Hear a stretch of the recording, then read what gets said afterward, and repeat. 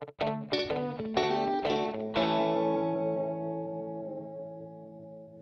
some of us, the weather report simply tells us whether or not we got to grab a warm jacket or maybe an umbrella. But for others, the weather report can affect their daily lives. So we've been getting a lot of questions about home weather stations.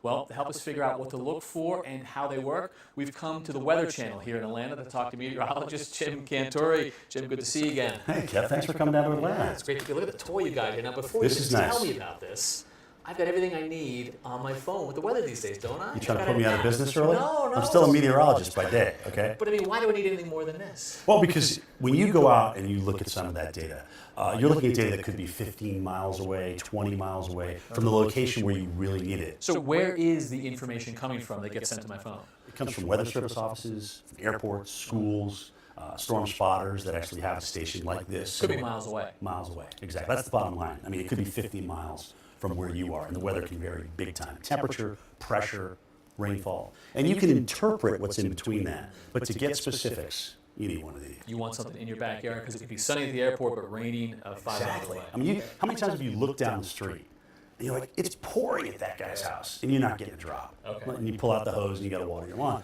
That can happen. That kind of variation can be within 100 yards. So all weather is local. We've got a weather station right here. Let's first talk about the features. What is it actually telling us? Weather stations have come a long way, and there's a demand for really good data. So you're going to need a high-end weather station like we have here. This one has a thermometer. It's going to be able to tell you temperature, record temperature, a barometer, changes in pressure, that pressure tendency. This is the anemometer up through here, wind speed and direction, and a rain gauge, where it not only tells you how much rain has fallen, but what's the rate that's falling, and empty out at the same time, so you don't have to go out and empty it all the time. Is it a soft rain or is it a deluge that might actually run off?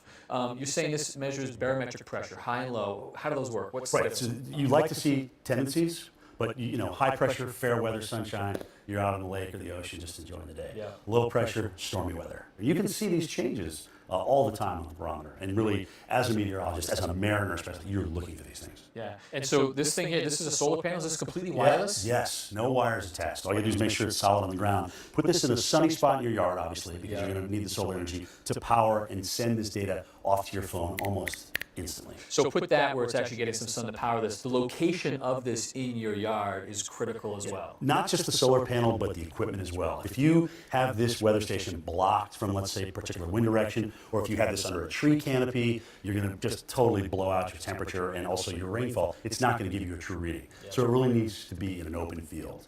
It needs to be the highlight of your front yard, Kevin. Or maybe your front yard. Or my front yard. All right. Well, I know what I'm getting you for Christmas, but don't worry, we'll never put you out of business. Fantastic. Good to see you. Good information. I'll take this with me. Thanks, buddy.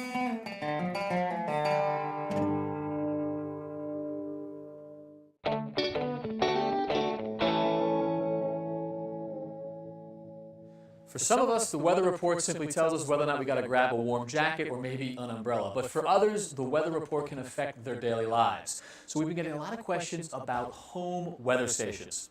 Well, to help us figure out what to look for and